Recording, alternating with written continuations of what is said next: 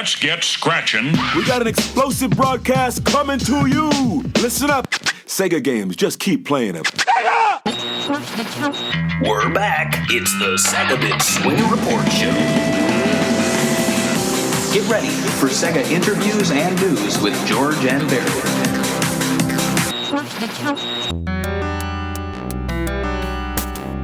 Hello and welcome to the SEGA Swingin Report Show. We're back. I'm Barry. George isn't joining us this time. People think he's fake because he hasn't been on for like over a year, but he's real. You can check him out on our SEGA News Bit, SEGA Talk, the other stuff. But joining us on this episode, I'm very happy to announce that Ken Horowitz is returning to talk about his new book, The SEGA Arcade Revolution. Hello, Ken. Hey, how you doing? How's everybody? We're all doing great. So it's been a while since you were back on. I know on the last podcast, we really talked about your time at Sega 16, what you're doing there, and your background with video games. So I thought this time I wanted to talk a little bit what you've been up to between the release of Playing at the Next Level, how that release has gone for you, and what led to the SEGA Arcade Revolution. Okay. Well, after I released Playing at the Next Level, it kind of made me want to do more than just post on Sega 16 or social media. I wanted to do a little bit more to get out there and try and meet the people who are reading the book and meet fans. So I started to do panels at conventions. I've spoken at DragonCon and MomoCon in Atlanta, at the Midwest Gaming Classic this past April. And I'm going to speak this year at DragonCon again, and I have a panel at the Portland Retro Gaming Expo in October on video game history and preservation.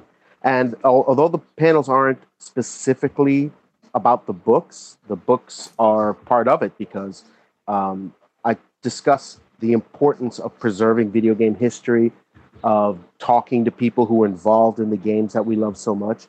And of course, I do that from the perspective of someone who's been documenting Sega's history.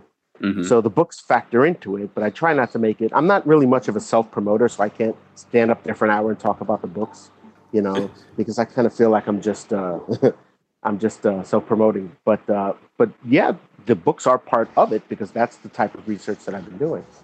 But after I finished the Playing at the Next Level, I was looking at other aspects of Sega's history that haven't been documented, and one of the things that really led me to do the book is because I was planning an article on an aspect of Sega's arcade history, and I was talking to someone from Sega Europe, and they were really enthusiastic and contacted Sega of Japan, and all I wanted was permission to use flyers or any materials that I came across. I wasn't even asking them for any materials, and I was turned down because Sega of Japan said they don't have a department or a person responsible for archiving arcade history. That if they have that for consoles, but not for arcades. That kind of blew my mind because Sega, first and foremost, was an arcade company. It's been making arcade, electromechanical, and then arcade games, coin-ops. It's making coin-ops in general since the early 60s, practically. And to say that in 2018 that they don't have a department for archiving that history just made me feel like there was a sense of urgency. So I did a preliminary research outline to see what I could do if there's anything I could research, and it turns out that there was a lot. And I was able to document not as much. Of course, every time you do something like this, there's always something that you feel you could have done better or more, that you could have done more of. If I had been able to do everything in this book the way I wanted to, the book probably would have been twice the size it is. Mm-hmm. But you have to make do with the resources that you have. So, but at least, my opinion with the work I do is not that nothing I do I consider definitive. That's why I feel like the books are a history, not the history. Because there's always stuff that you leave out. There's always stuff that perhaps is actually wrong. Like, for example, in Playing at the Next Level, that was another thing. In Playing at the Next Level, in the first chapter, I mentioned that Sega had no North American presence before Sega America, and that was wrong. That was absolutely wrong. And this book not only fixes that, but it also explains in detail what that presence was.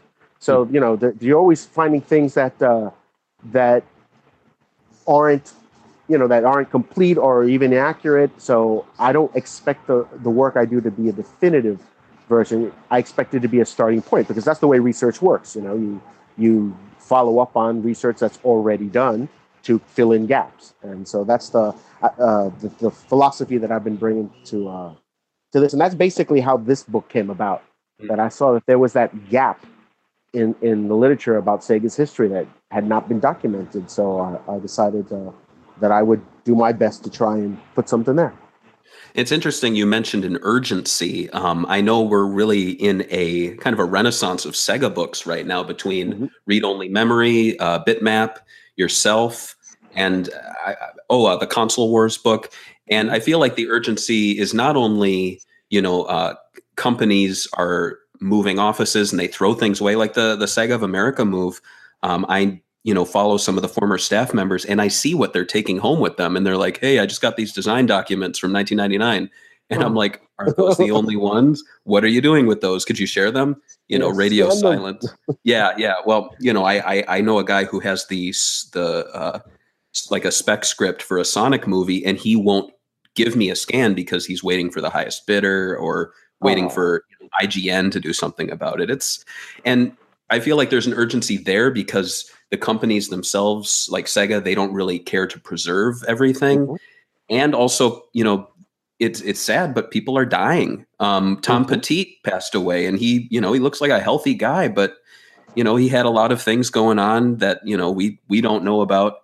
And it's sad, but did you have a chance to interview him? He was the the former Sega Enterprises Incorporated president.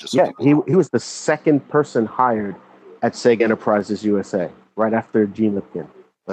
Rosen and Nakayama hired Gene Lipkin, and then Lipkin hired Tom Petit. And what was his role at the company? I wanted to talk about him a little bit on here. Yeah, he was the senior vice president of marketing. And then for the first year, and then Gene Lipkin resigned due to personal reasons. And for about a year and a half, Petit and a couple of other executives ran it. Petit called it a Knights of the Round Table style, and that they ran it. There was no single president, but then Rosen tapped Petit to become president, and he took charge in '87. So, but Petit was a veteran of Nintendo, of Data East, of Atari. His first job out of college was Atari. And in the book, there's a photo. And the thing is, I spoke to Tom Petit. He had retired from the video game industry, and he was selling real estate in Colorado. And he's never spoken to anyone, never done any comprehensive interviews. And I spoke to him at length by phone twice, and we had a very lengthy correspondence by email. And after he reviewed some chapters and the answer, gave me his answers and everything, and looked at the drafts, I asked him, because I always ask, do you have any pictures you want to share? And he told me that he had some albums of his time, the photos from his time at Sega, but they were in storage, and he was going off on vacation. This was like in late January. He was going off on vacation to Mexico, and he'd be back in spring. So it's like, oh boy, so I gotta, wait a couple of months. So he told me to contact him like the beginning of May, and I waited until like the middle of May to not jump down his throat as soon as he got home. And I guess he got nostalgic because he went and fished out those old albums, and he gave me about a dozen pictures. And he couldn't understand why I was so excited at some of those pictures. And many of those pictures are in the book. There's one picture of him on the Hang-On machine, the deluxe machine, and Nolan Bushnell. Yeah, it's on page 95. Nolan Bushnell is standing there with his pipe in his mouth. And he's like this. He's got this pose that says, show me what you got. And I said, oh my God, that's Nolan Bushnell. He says, yeah, Nolan is a friend of mine. He hired me right out of college. And this was when Sega demoed the Hang-On to their distributors for the first time. First time this game had ever been unveiled in North America. And so Tom Petit had been, he played it and gotten quite good at it. And so he went over to Nolan Bushnell and basically said, jokingly, "Hey, Nolan, look what we got. We're going to blow you out of the water with this." And Nolan came over and was like, "Show me what you got." And so somebody took that picture, and there's the president of Sega Enterprises USA playing Hang On at its public unveiling, and the founder of Chuck E. Cheese's and co-founder of Atari is standing there watching. I was like, that's an amazing photo, And then the photo that really, really just blew my mind was one that he gave me. That's him and Tom Kalinske sitting with David Rosen between them. Wow. So you have basically like the minds behind Sega's greatest successes are all together in one photo, and I've never seen a photo like that before. That's amazing, and yeah, and the thing is that he gave me those photos, and I think like 9 months after we spoke, he was gone. Yeah. So, if he had never shared those photos and all the information that he had about the founding of Sega Enterprises USA, about the role that Hang On played in its success, about Daytona, about Golden Axe and all these games. I mean, even games like on Choplifter, when I inquired about how Choplifter, which was a computer game that Sega licensed to make into an arcade game, and the information that he gave me about Sega Enterprises' role in that, just the details that he gave me for dozens of games between 1985 and 1994. I mean, it's just, if I had not spoken to him, all that information would have been lost. Oh, for sure. Yeah, because and there's another person in the book that I discussed as much as I could, but he passed away in 2002, I believe. Victor Leslie, who's the guy who founded Sega Europe, and he died of a bee sting. He got stung on the tongue by a bee. Wow. And in 2002. So as far as I know, aside from I think 1 or 2 interviews he gave in the early 80s in Replay or Play Meter magazine, he never gave an interview about his time at Sega. So all that information is gone. Wow. Yeah, and we just recently had a health scare with Tom Kalinske. Yeah. And thank God he's doing all right. But these people, they're getting up there. David Rosen, he's still alive, right? 88? Yeah. Wow. Well, David Rosen, I'm very happy. That was one of the things that's happened about this book. The beginning chapters that talks about Sega's history, I was able to communicate with and get a lot of help from, and even pictures from Lorraine Bromley, the daughter and granddaughter of Martin and Irving Bromberg and Martin Bromley, the founders of Service Games. And she sent the chapter once it was finished. She sent it to David Rosen, and David Rosen gave me feedback. Wow. I didn't get an interview, but he went over the chapter and gave me feedback, which is, and I was just absolutely beside myself with joy. And she was like, "Oh, so," she actually told me, "You're happier that more excited to speak to him than you were to me. I'm offended now." And then I got all apologetic. She's like, "No, I'm just kidding." Because to her, she referred to him as Uncle Dave. Wow. She was just somebody else in the business, in the family, and it kind of took her by surprise at the excitement that I felt. And I would have loved to interview David Rosen, but that's the next best thing. Yeah. Wow. Well, before we start from the beginning, I wanted to thank you, after telling that story, because I know you're writing a book, but you're also doing a service to Sega history, because future books are not going to have these first person interviews. They're going to be referencing books like yours and like the interviews and some of the Kickstarter books coming out soon. And it's great that we're getting the information now. I feel like Sega's always maybe third when it comes to video game history. It's always Nintendo and Atari getting the documentaries, getting all the, Miyamoto's probably said more than he's ever said about any game, but I love Miyamoto, but I'm just saying, like, some of these guys, you tap them on the shoulder and ask them about a game, they go, "Oh, no one's brought that up since I made it." Yeah. That's another thing that has made me decide to stick to to Sega's history. I've had people ask me like, "Oh, somebody asked me recently," because I'm working on another book. It's like, "Oh, is this book about Sega too? Like, are you writing another book about Sega?" I'm like, "Oh, I'm not offended by that. Like, you actually think there are too many Sega books out? That's great, because as far as I know, I've only written 2." Right. And there are a couple. I mean, you've got Console Wars, and you've got the Sega Master Compendium and the read-only memory books. But what's that? That's 5. they can count them on one hand. Yeah. And so we're talking 50, 60 years of history here, 65 years of history, and we've got 5 books to show for it, and I've written 2 of them. So how is that too many? Yeah. I mean, I'm shocked that Yu Suzuki doesn't have a book. He has the Yu Suzuki Works, but the thing about that book is that book, just like the Famitsu Sega Arcade History and Consumer book, I have both of those. Same. And they're wonderful books, but they're coffee table books. They'll give you every game, and they'll give you one little tiny paragraph synopsis about what it's about, and they'll give you a couple of sentences about whether or not, what maybe a trivia bit or something about the game, but that's it, because they're trying to cover every single game, but they don't give you a comprehensive history. And that's what I wanted to do with this. The reason why it's 62 and not an even 60 is because I found enough information for 62. If I could have fit 70, 75, if I could have fit them all, I would have done them all. Mm-hmm. But, I did as many as I could that I had information for. But the thing is that comprehensive histories, not just Sega. If you look at the majority of books that are out there, comprehensive histories about, the comprehensive company histories are very few and far between. Yeah. Yeah, and how many? Atari. Mm-hmm.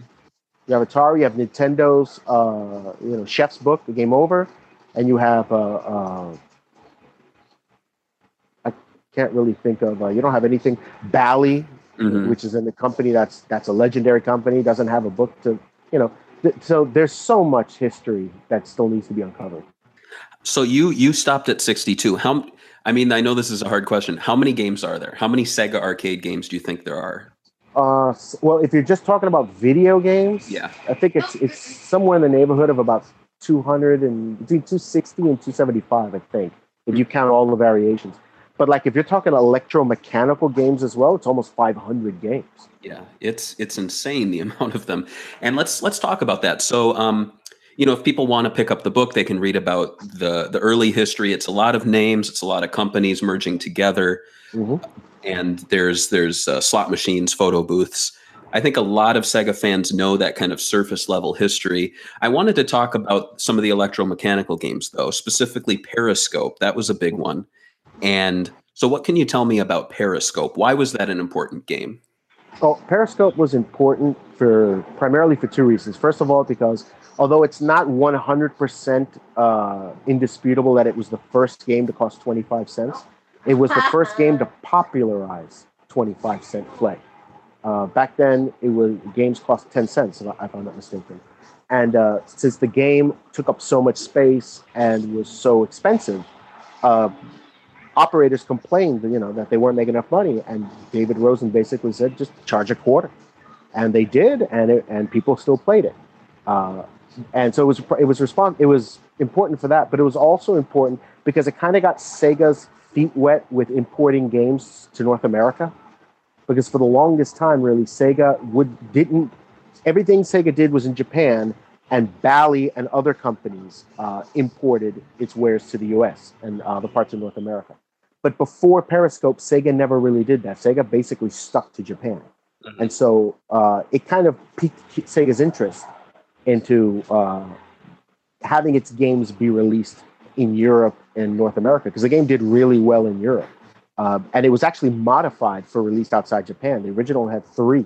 It was just an insanely large machine. Yeah. And it was reduced to 1 Periscope for outside release. But Periscope is also interesting because there's a lot of evidence that suggests that it may have been licensed by Namco, that Namco may have actually come up with the original game. There's just so much information about how the game actually came to be that had not been discussed before. And it was quite a challenge. I have to thank, and I will every time I have the opportunity, I will thank game historians Ethan Johnson and Alex Smith for their help, because they really went all out to help me try and iron out the history of Periscope, among other elements of the book. But in Periscope, they were immensely helpful. But Periscope is interesting because it's Sega's first. It was one of those. I like to think of it as one of those, as the game, and that's why I start the book with it. It wasn't a video game but the only thing really that it was missing to be a video game was the screen. Mm-hmm. And it's like it pushed electromechanic games, mechanical games, away from the old penny arcade novelty. That it's a machine and I maneuver something, and it had the feel of a video game. It had that sense of it created that sense of immersion that video games have distinguished themselves for, and then followed up by games like Missile and Killer Shark. Those games were, in my opinion, the transition period between pure electromechanical games that you're like, you don't get a sense of immersion when you go play a UFO catcher or a crane game. That's an electromechanical machine, and you're completely aware of what it is. But Periscope and the games that came after it up until Pongtron in '73, those games kind of bridged the gap, and even though they were electromechanical, they created that sense of immersion that became fully realized with video afterward. Absolutely. And have you played any of these or seen them in person? I've never seen a Periscope or Missile, but I have played Killer Shark. How was it? But yeah, it was. Well, I played it many, many, many years ago. I was like 11 years old, and it was actually pretty thrilling. I mean, I was 11 years old, of course, but for being the fact that I grew up in the late '70s and the '90s, in the late '70s and the '80s, sorry, that I'd already played video games and even color video games. The fact that game, which was electromechanical, had that effect. I mean, it was I lived in Long Island, and South Shore Mall in Islip had the arcade, had a mixture of kiddie rides, and it had arcade games, and it had a few electromechanical ones. I guess they kept the ones that were similar in style to video games. Mm-hmm. And I played Killer Shark, and that game was I found that it was really engaging because light gun games are like that. They have you frantically shooting all over the place and everything. But it was really interesting. I remember I had to stand on a stool to be able to use the gun comfortably because it was a little bit too high for me because I'm kind of short. And Killer Shark 2 was famously in the movie Jaws. Have you ever seen it? Yeah. And so it's I've always wondered, I mean, this isn't a question for you, I'm just musing now. Steven Spielberg has not kept it secret that he likes video games. We had Ready Player One. I wonder if when he was producing Jaws, first off, I don't think there's any chance that he was there filming and Killer Shark happened to be sitting there ready to play. Mm-hmm. I don't think that's something that I can't remember where it was, but it feels like it was near the beach, and that feels like a really terrible place to put an electromechanical arcade machine. It was in this little concession stand on the beach. Because you'd think the salt would just destroy that thing. And then a shark game in a movie about a shark. That's just a little bit too convenient. And so one of the things I've always wanted to look into, I have never done it, but did Steven Spielberg specifically ask that game to be brought in for that scene? And I should look into that sometime. I have a few Jaws history books, but I don't know, just bringing that up. So Sega, they had these games coming out. So at this time, their style, they had the electromechanical games. It was real simple. Sharks, cowboys, periscopes. There wasn't really any stories or world building, but this wasn't really done at this time in video games. That was more in the 70s. Mm-hmm. And so in the 70s, Sega and Gremlin. Now I want to talk a bit about them because I've been collecting, video games for years, but I've started to go into the niches where it's a little more affordable. And so I've been buying Sega Atari games that are arcade, like conversions or whatever. And I was so intrigued by this because I kept seeing Gremlin. I've read up on the Sega Retro Wiki. And so when your book came out, that was the first section I turned to. And I just thought it was a fascinating chapter in Sega's history that I don't think a lot of people know about. And it explained why I would see Frogger so much with the Sega logo. Yeah. So, as a kid, you saw the game and it was released, it said Sega. And then when it comes out on a Konami collection, you were like, what? Exactly. We didn't understand. We didn't understand how licensing worked when we were kids.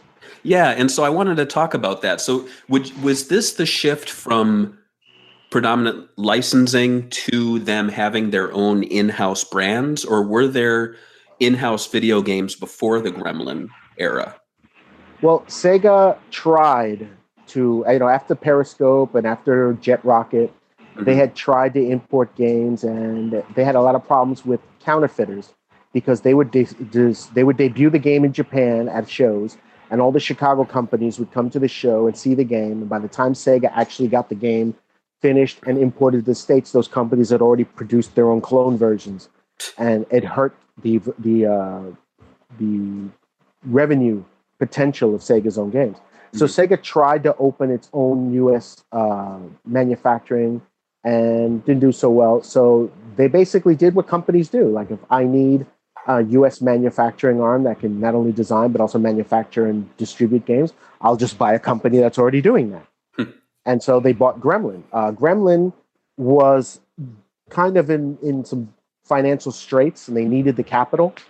And so Sega basically said, you'll get all the money you need. And Fred Fogelman told David Rosen, then you'll get the games that you need in the manufacturing. So it gave Sega the 1-2 punch of having games that were designed and manufactured in the U.S., like Eliminator, games like, I just had it in my right now, not Star, that's St. Charles. You had Eliminator, I just had it in my head, and I'm thinking only Japanese games. Well, you had the American games. You're thinking Zaxxon Turbo? No, was that Zaxxon Turbo with a Japanese part right. that Sega did in-house. Then you had smaller companies that had no manufacturing in the States that needed a licensee, and yet, like companies like Konami that gave the license to Sega. And then you had Sega developing its own games, like U.S. games like Star Trek and like Eliminator. Those games that were made, designed and released in the U.S. But the fact that Sega had its own plant in San Diego, it could not only bring the Japanese games and assemble them in the U.S., but the U.S. games, they could manufacture them and distribute them. So it was very, very beneficial to Sega. Interesting. But they didn't do it specifically for licensing. Like Star Trek was licensed because Sega was owned by Gulf and Western, which also owned Paramount. Mm-hmm. So they had free use of the Star Trek license. That's another reason why Astron Belt uses footage from Star Trek, Wrath of Khan, if I'm not mistaken, because they had free access to it because they both were owned by the same company. But they weren't doing it just for the licensing. They were doing it because they basically had the best of all worlds there, and that they had access to Japanese games that Sega made that they could bring over and distribute. They had the access to, they had the ability to license games from other companies because they could tell companies like Konami, hey, I can manufacture and I can assemble and I can distribute that game in the US for you, And then they had also the benefit of being able to, they had Gremlin's own in-house designers and manufacturers, so they could do everything. Wow. So there were Gremlin games before the Sega acquisition that were grandfathered in and became, under that Sega or Gremlin Sega and then Sega Gremlin name. What were some of those? That were grandfathered in, like I'm trying to think because you have games like Head On was a Gremlin game, and that came out before. That came out actually. That was probably one of the first games that was released under the Sega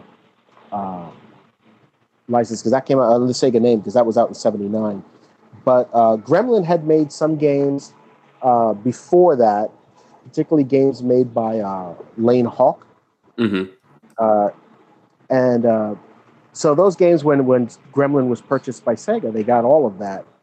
But Blockade was probably the most famous one that Gremlin had done before that. But the thing was is that Gremlin had primarily made its name creating wall games, but the wall game market was rapidly disappearing by the late 70s. And Lane Hawk had he was pretty much aware of that and was trying to push Sega towards video, and Gremlin towards video. And Blockade is the game that kind of pushed Gremlin in that direction. But they didn't really create all that many games before Sega took them over. They created a lot of wall games, but I think their biggest hit was Blockade. Mm. But that's those were all became Sega games when Sega took them over. Yeah, and I was interested too. So this era had Sega also focusing heavily on consumer products. So we had, I've seen trucker hats, board games, patches, trading cards, the home ports that I mentioned for Atari, Coleco, and television. Would you say that this was Sega's transition from purely an arcade company to more of a home and consumer products company as well? Well, I think that Sega never ever saw anything but its arcade division as the primary focus. Everything else that it did, that it took part in, supplemented its arcade brand. And so, like the lunchbox, like if you bought a Zaxxon board game, the Zaxxon board game was licensed off of the Zaxxon arcade game. So and the home versions of those games were also, they were home versions of the arcade games. They all came after. The primary focus was on because at that time licensing was still not like it is today. There was money to be made there, but the arcades at the time, still in the late 70s, early 80s, were where the money was. And since Sega was a coin-op company, that was its primary focus. It wasn't until I think that you probably saw the Master System era that you could see that home games were actually something that were viable long-term, that Sega decided to put as much emphasis on that aspect of its business as the arcade. But through the 70s and the 80s, the arcade was primarily it. Okay, I think that's the reason why you don't see, and also they didn't license as much. Yeah. There are a lot of attempts to get Sega to license different products, and they just weren't as receptive as other companies.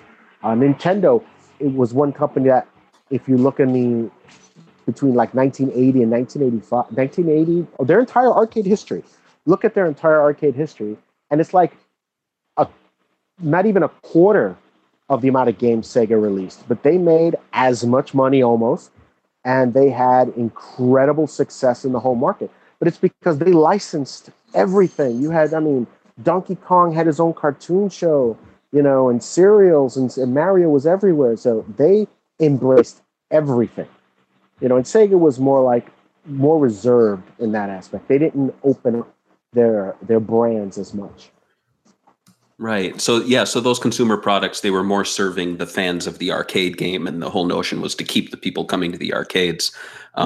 With those home versions, the Atari ones, like on the box, you would see it was like, bring the arcade version home, but it never really stacked up. I'm assuming the idea was that they'd play at home, go back to the arcade, and see the better version. Something I just wanted to toss in here. It wasn't in my notes, but did you ever come across anything about the Sega Vision television? A little bit, not as much. That seems to have been one of those Sega innovations that was kind of ahead of its time, but didn't really do as well as it was hoping. I think it lasted a year or so. It didn't make any real money for Sega. Mm-hmm. Yeah, I've done I've done a lot of articles on it in the past, and I know that it was on The Price is Right at one point. It was in a Playboy magazine, which I found the issue and I have it. My wife was like, "Why are you buying Playboy, vintage Playboys?" And I'm like, "There's a Sega article in it." And I do know that the inventor's name, and that's my favorite part, is Madman Muntz that's his name. So, oh wow. Yeah, Earl Madman Muntz, and he was a real character. So I just think that's a very weird part. So who was owning Sega then in 1976, 77 at this time? Gulf and Western owned Okay. Sega. And they produce televisions? Gulf and Western was a massive conglomerate that had its hands in just about everything. The Bluthorn, I believe is how you pronounce his name. I always, every time I read it, I say it differently. But he was the kind of person that bought up everything he could find. He never saw a business that he didn't like. Okay. But I think Charles Bluthorn was his name. But he had all kinds of businesses, and when he died of a heart attack. And the guy who succeeded him was pretty much the opposite and decided that Gulf and Western needed to trim fat, and that's why they decided to sell off Sega. They just basically decided to get out of video games. Mm-hmm. But the Gulf and Western was all over the place in the 60s and the 70s. That's how they became as big as they were. They owned everything from auto stores to perfume lines to movie studios. I mean, you name it, they had it. Yeah, and times have not changed. Now we're in an era of Warner Brothers and AT&T and Disney and Fox. It's we're gonna have one company pretty soon. Yeah, Disney owns practically everything. Now they've been cleared to Comcast has desisted in its attempt to buy Fox. So now Sega's going to buy Disney's going to buy Fox. So we're in an era now that everything you see is owned by a handful of companies. But then again, I don't know, how different was it really? I mean, I grew up, I complained like Hasbro Toys bought Kenner. Yeah. But then Kenner was owned by General Mills, if I'm not mistaken. So we only, as kids, we only saw the names on the brands. Like you walked into a furniture store and you saw a Gold Star, a Zenith, and a Philips television. You think they're three different brands, and they're all owned by Matsushita. So yeah. So as kids, we don't know those things. We don't know how corporate branding and licensing and things like that work. So we think that there are a billion different brands out there. And I mean, I remember in high school, in junior high, thinking that Konami and Ultra were two different companies. Nope. And then it turns out, no, they were just another subsidiary that was created so that Konami could release 5 more games. Of course, yeah. So once you learn how these things work, the world kind of shrinks a lot. Absolutely. And now, next year we're going to have Paramount producing a Sonic movie. So, it's kind of funny. If Paramount continued to own Sega, they would have been making a Sonic movie anyway. Mm-hmm. So I guess it's a retro. Paramount who's going to make. It's Paramount that's going to make the Sonic movie, right? Yeah.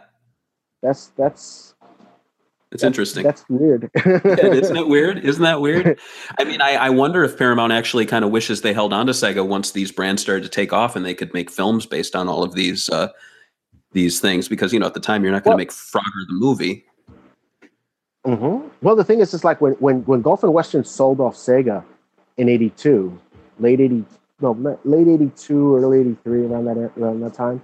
CSK Sawakawa, that group that was led by him and by Rosen and Nakayama,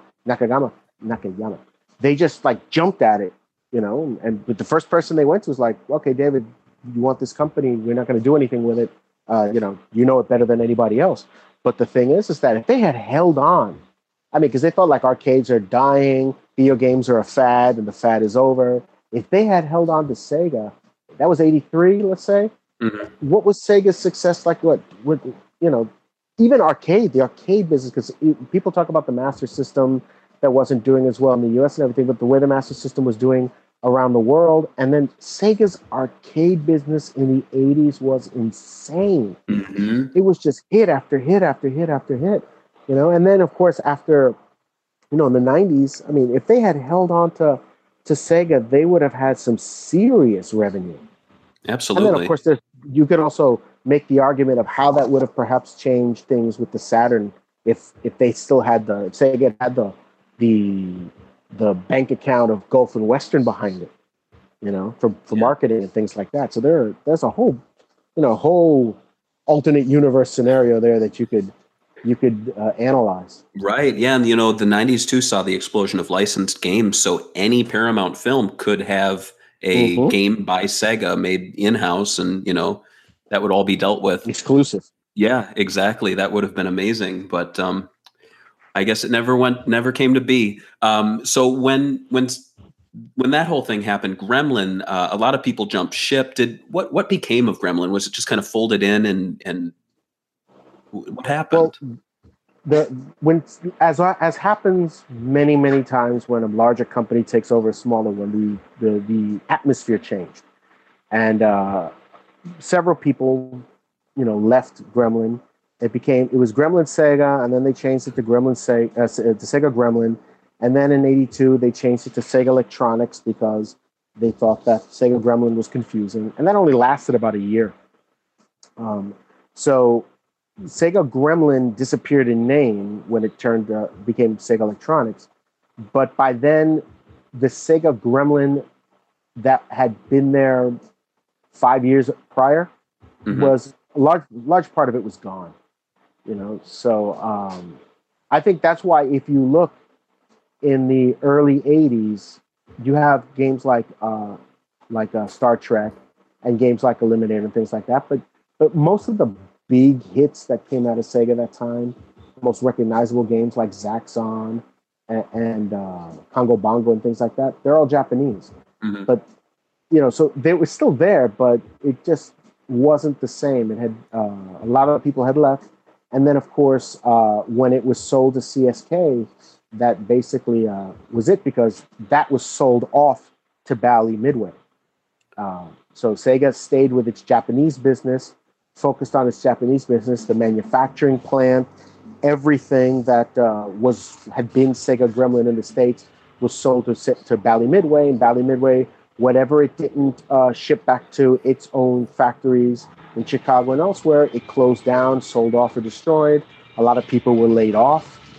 And so that was basically the end of whatever was left of Sega Gremlin. And what gave rise to Yu Suzuki and the super-scalar games of that era?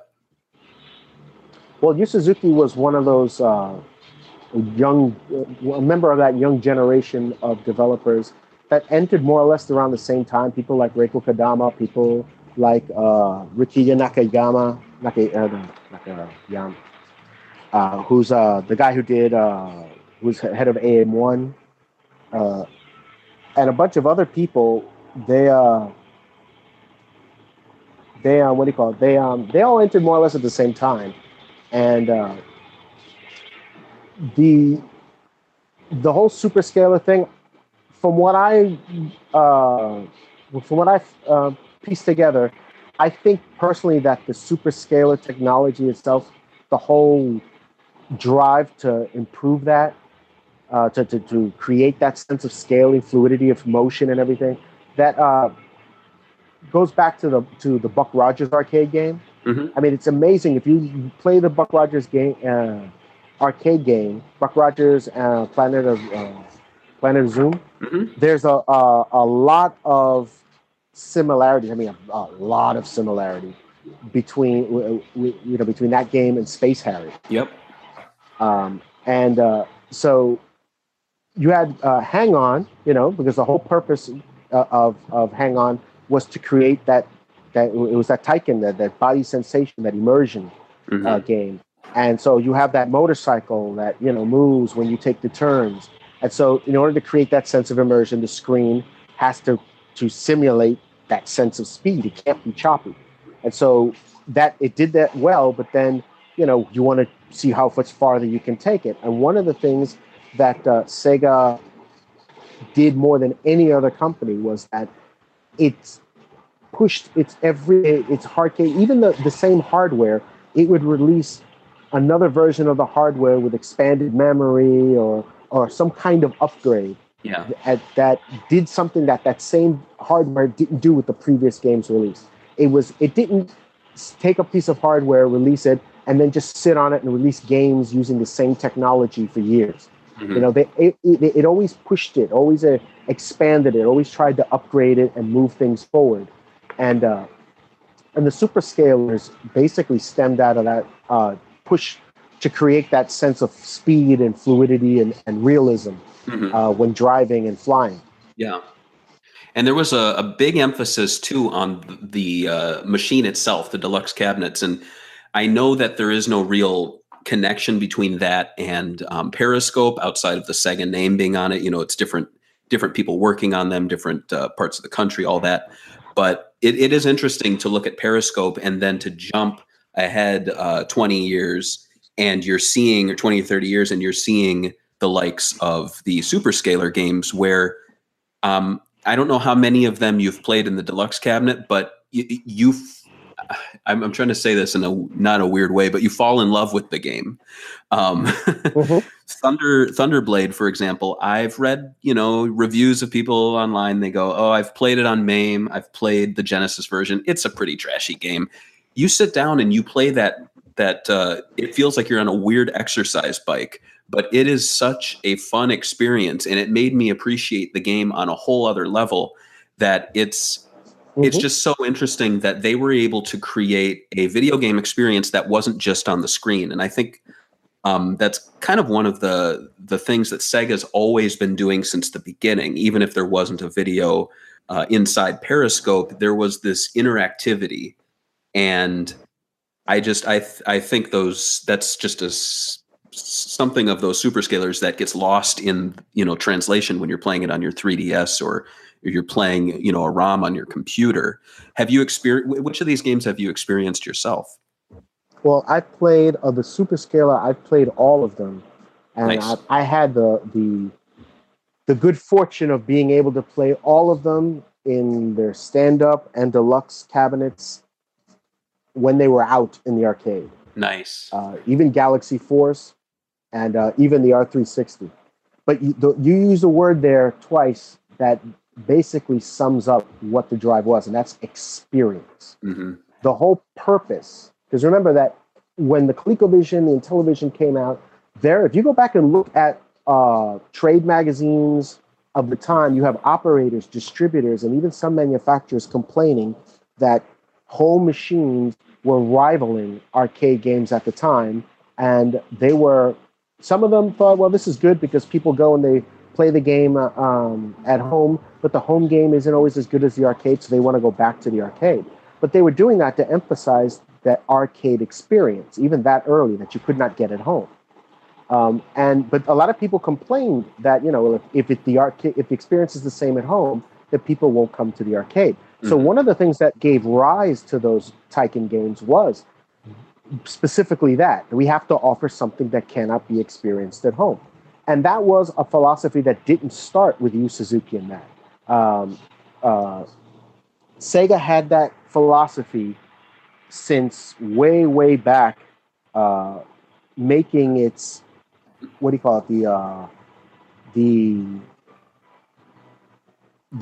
electromechanic games like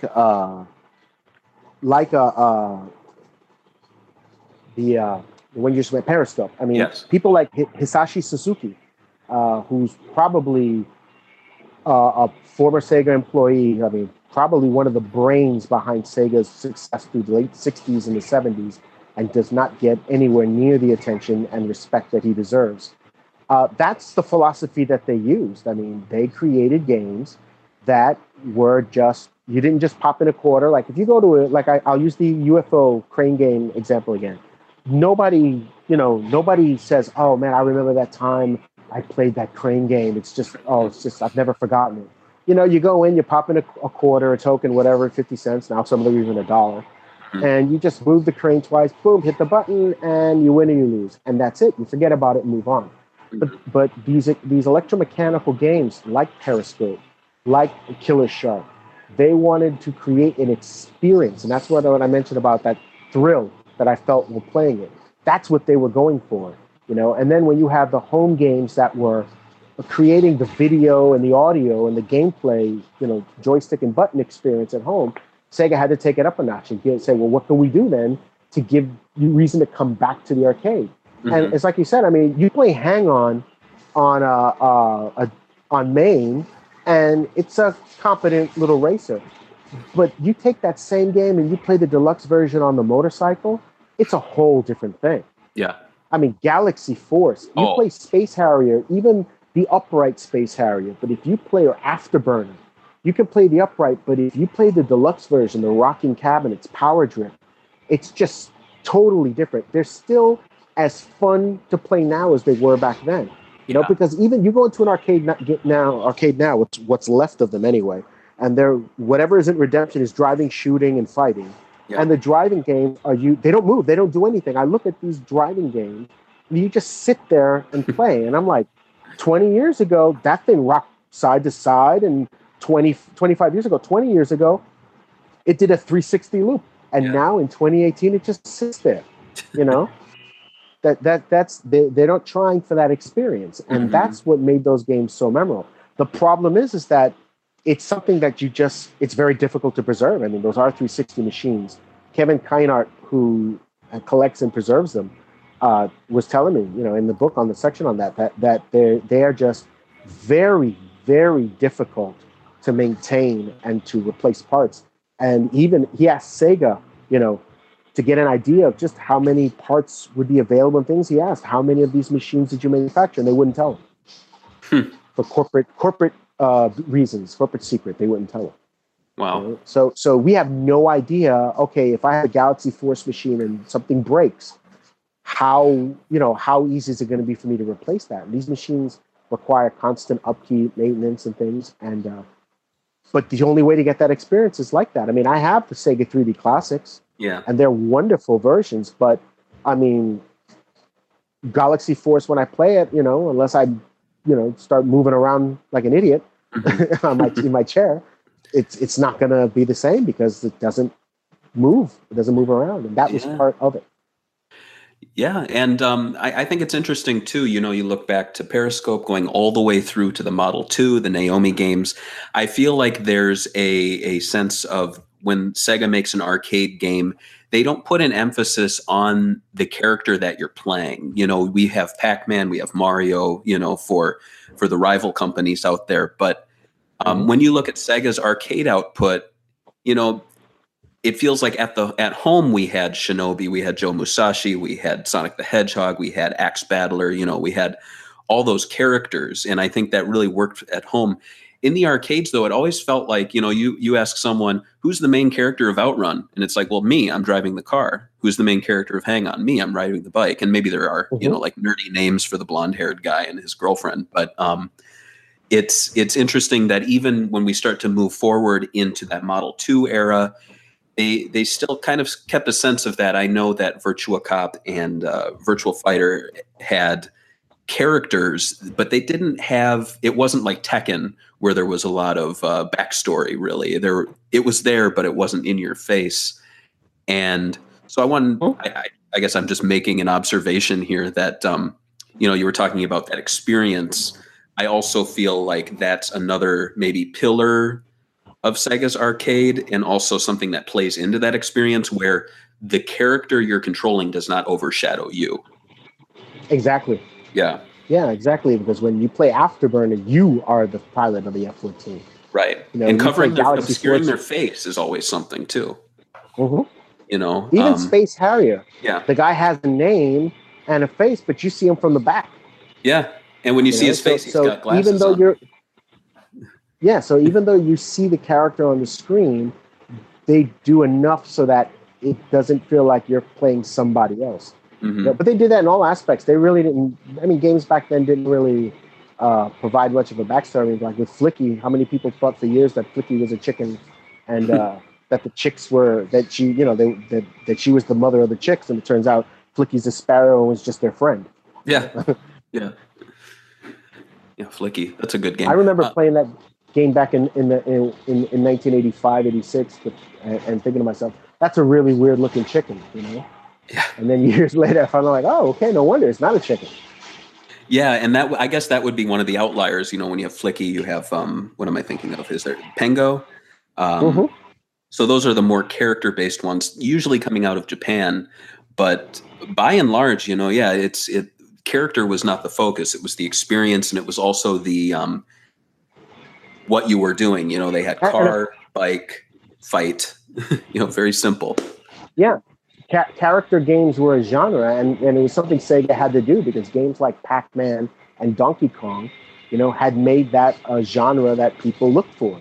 Mm-hmm. So Sega had to, produce something within that genre because all its competitors were.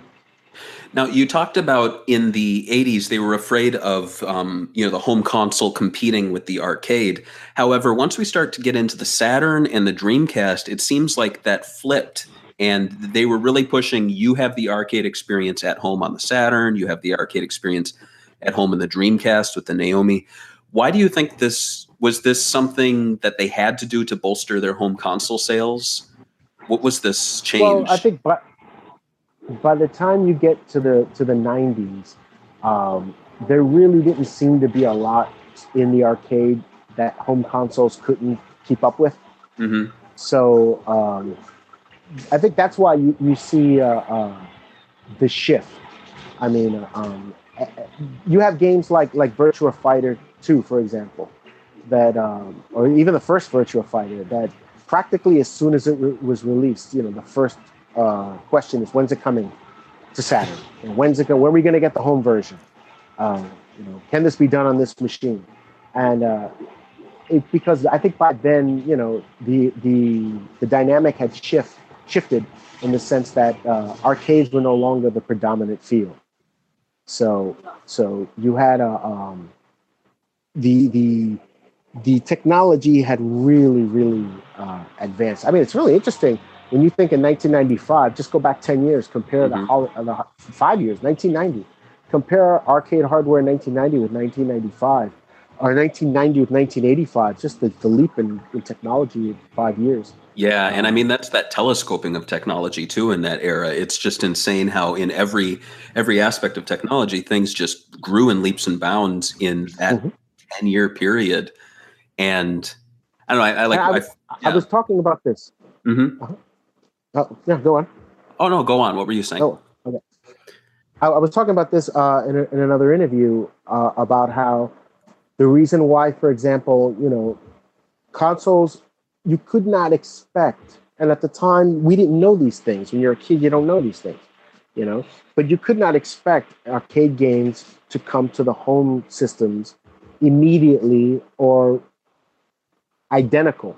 It's because, I mean, you take a console like the Genesis, which was made in 1988 with off-the-shelf parts, and that hardware lasted for 10 year Mm-hmm. And then look at the arcade hardware Sega had just released in 1988. And then look at the hardware technology that Sega was dealing with in 1998. I mean, you went from super-scalar to Model 2 polygons. I mean, the leap in technology, how the hell could anyone expect, just look at how every arcade game, like I said, just kept advancing and it was more powerful and more, pushed more sprites or had better resolution, more enemies on screen, things like that, compared to the consoles that were just static hardware, and that's why you had things like Nintendo and its chips and its games, and Sega and the 32X and the SFX chip, because that hardware was static. I mean, when you're playing your Genesis, and it's not like you walked into your room in 1994 and the Genesis had mutated, and now it's 32 bits or whatever. It's the same machine that came out in 1988. But the games that were in arcades were much more powerful than the games that were there a year before, 2 years before. So there's no way that could compete. But then by the mid-90s, you have basically that, it kind of plateaus. So you have consoles like the Saturn and the PlayStation and the Dreamcast that can do whatever the arcade. And then you have games like Soul Calibur and Crazy Taxi that the home versions were better than the arcade. Yeah. Yeah, and then you'd see sequels actually expanding on that, and the sequels would become console exclusives, which you never thought. Like, I forget that, if I'm thinking correctly, Crazy Taxi 3 was never on at the arcade, correct? No. And so it's this game that's now they're focusing on the home console, and I don't know, maybe Microsoft threw a bit of cash their way for that, but it's fascinating. I think that's also that's also the reason why you see, for example, like Shadow Dancer, eSWAT, Moonwalker, the Genesis versions of those games aren't direct ports. Of the. I guess they figure, like they probably looked at those games and said, we can try to do these identical. And maybe wasn't a question of technology, like they couldn't do it, because I'm pretty sure that the Shinobi, the Shadow Dancer arcade game, and eSWAT probably could have been done fairly identical on the Genesis. But the thing is that those are arcade games that are made for you to play for a few minutes at a time. And you don't want people to spend $55 on a game that they're going to finish in 20. Look at Strider. Strider is always my prime example of that. Strider, the whole thing about Strider was that it was as identical to the arcade as you can get. And I remember I had a friend who spent, I think it was $75 on that game, and he beat it in 20 minutes, and he was super pissed. I mean, and on the opposite end, you can have all these arcade ports coming home, and they don't put the thought into it, thinking, at the arcade, you can pump in as many quarters as you want, and you can beat the game. But at home, they put a limit on how many continues do you have, and as such, home console games became very difficult. I know so many rentals that I've done for the Genesis as a kid, and I never completed the game. I maybe played the first stage because they would put this arcade mentality of the continue and limiting it. And I'm like, I can go to the arcade and pump quarters in, but at home, I own the game, and you're not letting me progress. It's that's a lot of anger. A lot of anger. You'd want to play a game and say, well, if I play it, I'm only going to be able to get to this level, and I'm not going to pass it. So maybe I'll play something else. Exactly. Yeah, exactly. So what are your thoughts on Sega's arcade output today? I know it's a very different climate. There's a different whole situation with how Sega's dealing with, we have Sega Amusements. We have, what is the one out here in Chicago? It's not officially Sega. I think it's called Play It Amusements, and it's mainly like parts now. Yeah. What are your thoughts on where we are right now? Well, I think that Sega, I mean, as someone who grew up with Sega in the 70s and the 80s and the 90s, and it's not a Sega exclusive thing. I walk into an arcade and my heart sinks. We still have timeouts here in Puerto Rico. And I walk into that arcade and my heart sinks because it's largely redemption, great for my kids. But I'm like, wow, I reached the point in my life where I walk into an arcade and there's nothing for me. That's horrible. My kids enjoy it, but I don't, because there's nothing for me anymore here.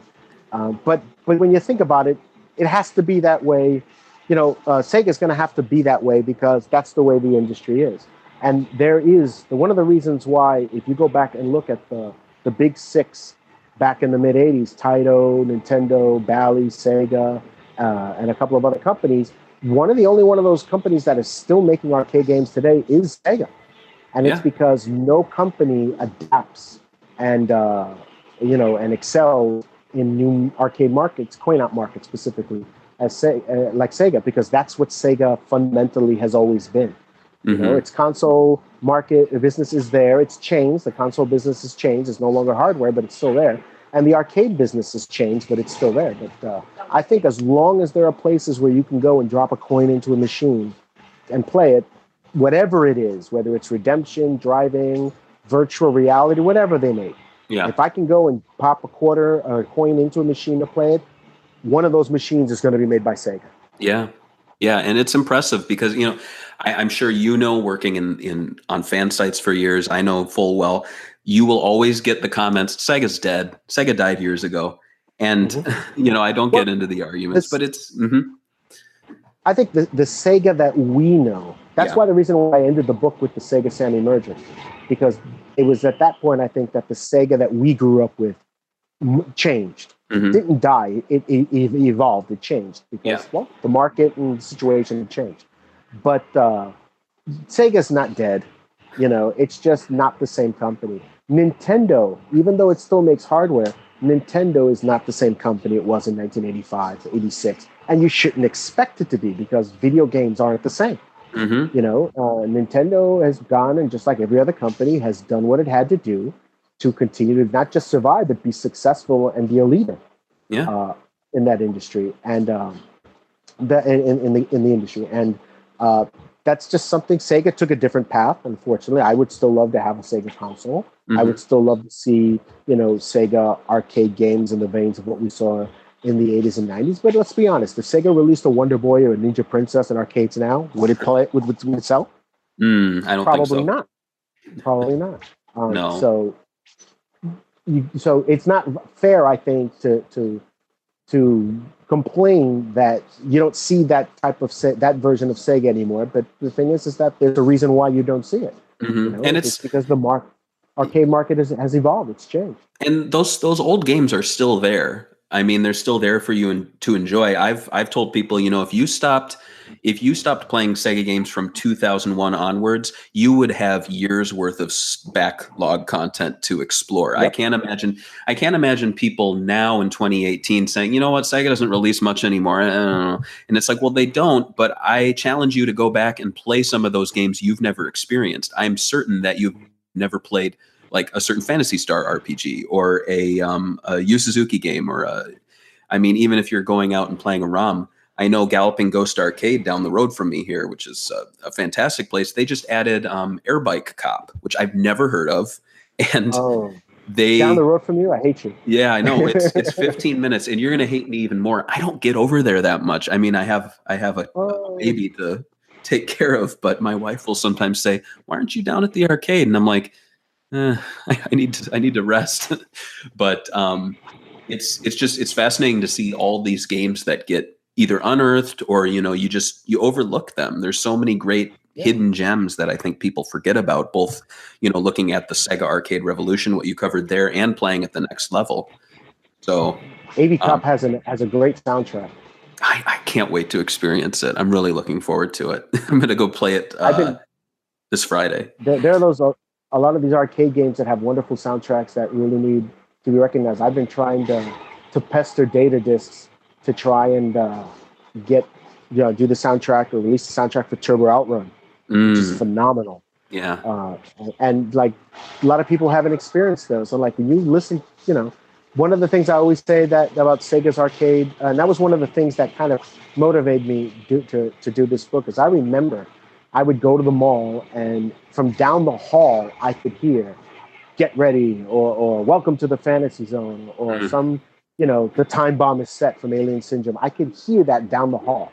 And I would walk into an arcade and I would judge an arcade's quality by the amount of Sega cabinets it had. And I could tell this arcade's lacking, it only has this game and that game. Or like, oh, this game has the deluxe outrun, this game, and that was just something that you don't see today, unfortunately. But because like I said, times have changed. Mm-hmm. But there's just so much, especially if you didn't grow up in that era.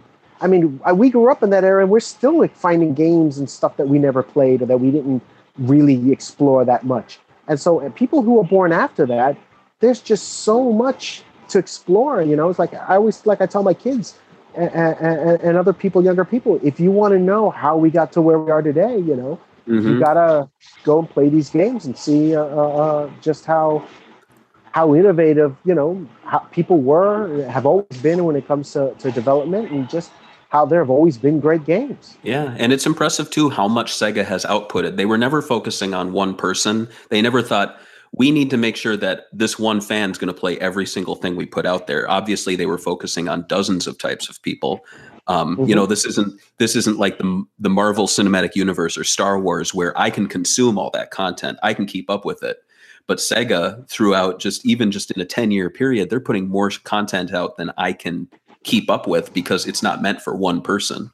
So it's daunting to look through your books and just see how many things they've released and how many things I've never heard of and how many things I want to try. But it's also exciting, and I love these books you've released, and I've loved all the things they've opened up to me, all the games that they've brought to my attention. That's what I wanted.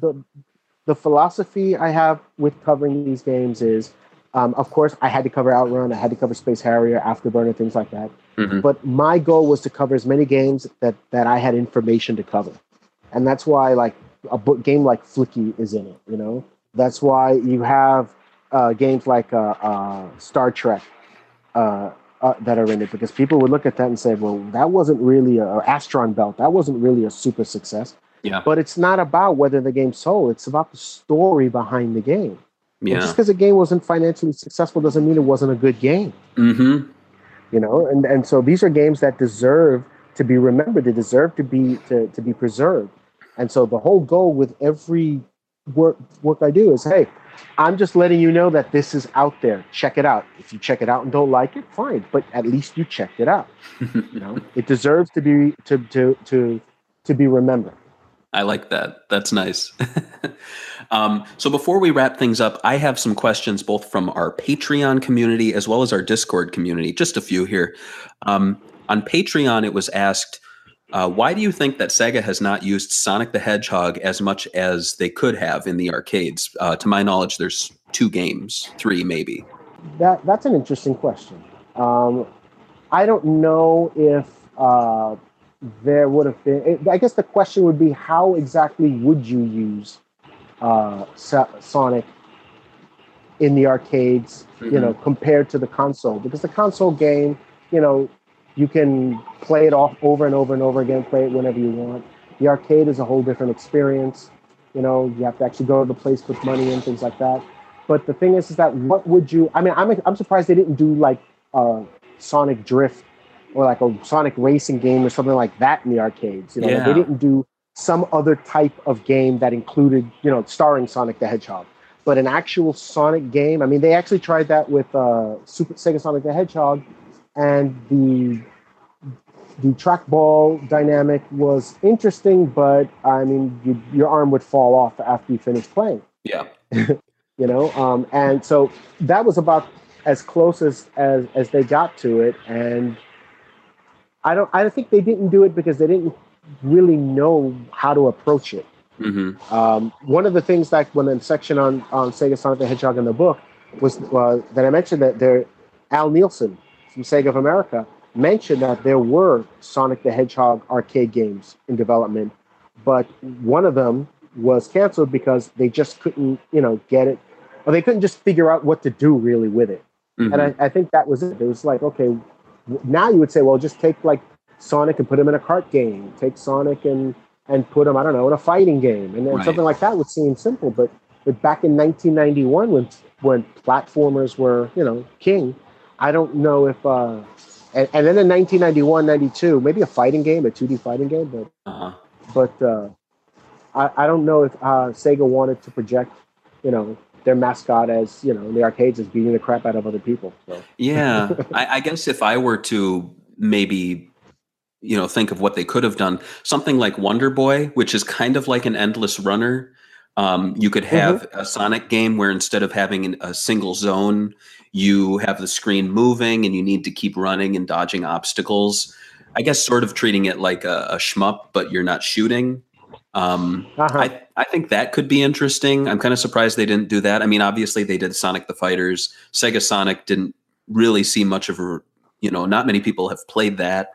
And I'm thinking modern ones, we had the All-Stars Racing, but you can only really find that in like Chuck E. Cheese, I think. And then what else there's the one on the treadmill, which I think is interesting. I think that's a cool one. And I'm surprised they haven't brought that to more countries. That's a pretty cool concept. But yeah, that I don't know. I thought that was a good question. The other question I have here is in your research, did you come across any canceled Sega arcade games? And I know you just mentioned the Sonic one. So can you maybe just name one or two that you came across that you found interesting? Sega arcade games that were canceled? No, I didn't find any canceled. I know like there was a sequel to Star Trek Strategic Operations Simulator that went through multiple drafts and had been had been the design document was created and everything. The same guy who Sam Palahniuk, who did the first Star Trek game, was going to design that game, but they wanted it to be like a Laserdisc game using full motion, but the actors and everything would have been too expensive, so that never got into the actual development. It got into the design stage, but it didn't get farther than that. That's but cool. Actual games that were in development and canceled, I can't recall any that I found. There were more. It was more. What I found was more a situation of concepts that began as one thing and then morphed into games. Right. But games that were in development and canceled, I didn't find any aside from the Star Trek one that I can recall that had gotten that far in development. That's interesting. Yeah, I'd imagine it's such a costly business that you don't get to that phase unless you're going to be releasing the game. Yeah, And yeah, I think there's a point of no return. yeah, and depending on what era we're talking about, I mean, if we're talking about pre-Gremlin, Mhm. then especially because the game would be released, and then if it was going to be imported, you had to have all those plans, pretty much lined up before the game was finished, and so they wouldn't go and create a game and have all these plans for perhaps for distribution, things like that, locally, and then make plans for international distribution maybe if the game was canceled or wasn't looking like it was going to reach development. And then if it were when Sega already had its development, I mean, those are resources, that were very finite. So you couldn't go and spend development time and salaries and things like that on a game that didn't look like it was going to go anywhere. So it didn't seem like it took an incredible amount of convincing to get some games. Some games, depending on the genre, could be easier to get greenlit than others. I mean, for example, Frogger had a very hard time getting greenlit in the States, but because games like Eliminator and Zaxxon shooting games were the rage. So it all depends. Also, it wasn't a uniform thing. I mean, some games, a concept might have been brought up and then canceled because the time wasn't right. And then if it was brought up a few years later when the market changed, it would have been released and worked. So, yeah, that's a good point. Interesting. So, so as of now, you're kind of basking in the afterglow of releasing a book, but you said you're working on another one already? Yeah, I'm already in preliminary research, gathering materials. I have a research outline. I don't want to give it away just Of yet course. because I'm also looking at publishing options. I might stay with the same publisher, but I might also look at other options. But I'm it's arcade based and but it's not Sega. I can say that it's not a Sega book, but it is an arcade history book. It's going to be in the same vein as the SEGA Arcade Revolution, but it's not going to be about Sega. Okay. Well, I look forward to reading it. And so the books you have out right now, you have Playing at the Next Level, you have the SEGA Arcade Revolution. These are through McFarland Publishing, and you can find these more information on their website. We have, McFarlandPub.com. And yes, and you can also get them off Amazon. Yes. You can get them off BarnesandNoble.com, Walmart.com. They're available in paperback and digital formats.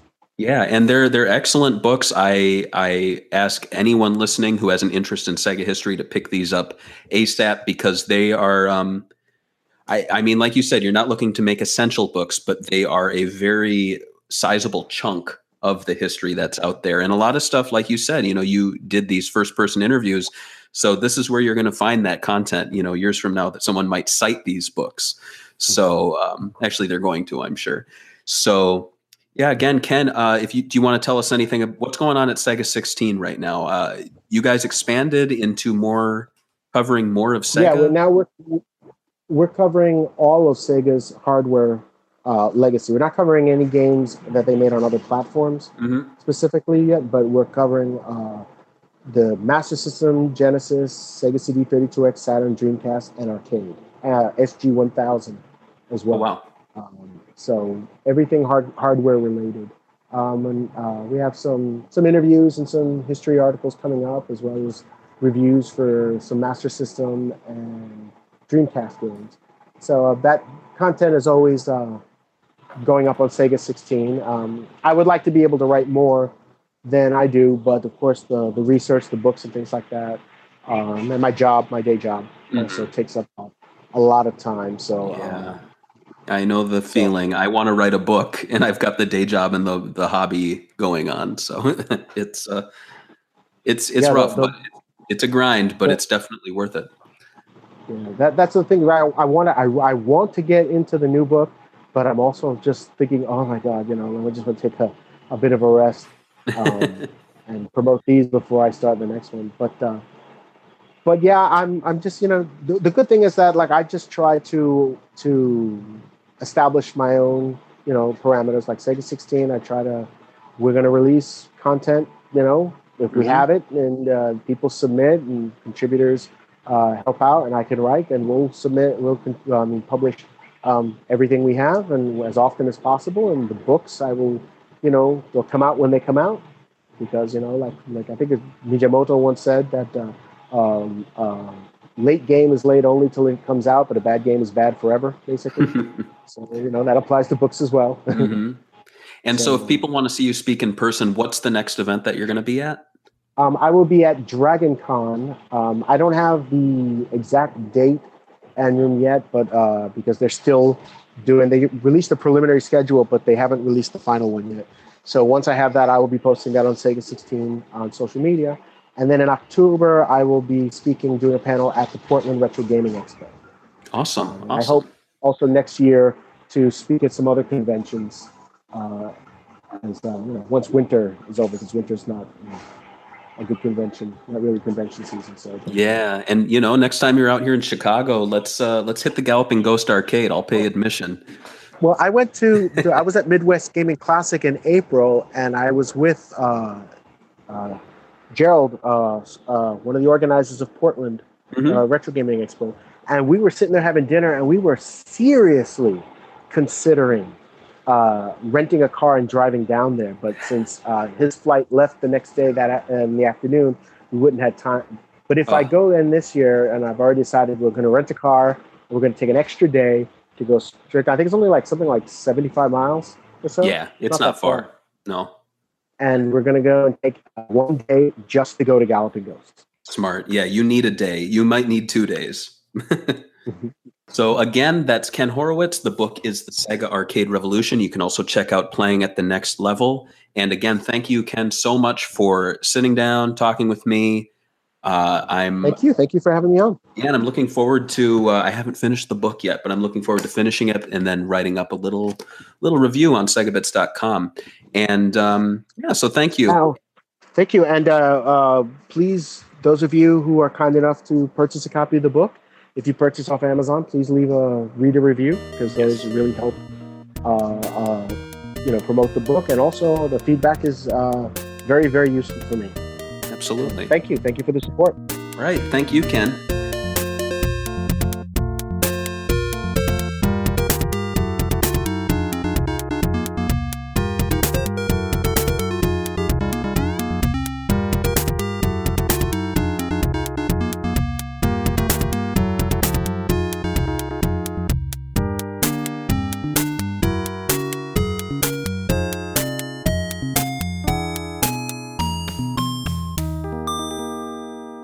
The SegaBits Swingin Report Show is a production of SegaBits. SegaBits is a fan site that is not in any way officially affiliated with Sega. Sonic the Hedgehog and all Sega-related trademarks are copyright Sega. All other featured trademarks are the property of their respective owners.